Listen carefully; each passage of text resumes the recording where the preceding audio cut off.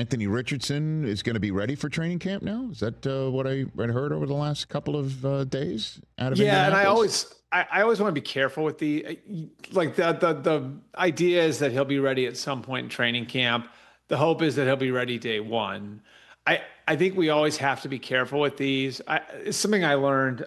I think like the one for me was Cam Newton when I remember like, oh no, Cam Newton's okay. He's going to be fine. Don't worry. And then, I mean, like he went through the surgery and then coming back from it. And it just sort of informed me on never downplay any sort of injury to a quarterback's elbow, to a quarterback's shoulder, to a quarterback's wrist. Like those are all very, very serious and should be taken seriously. And so, I think Anthony Richardson's status is still sort of we'll see because he did have the surgery and it did get inflamed and there is that issue. And so, we'll see where it goes. He complained of pain. I think it was on the second day of OTAs.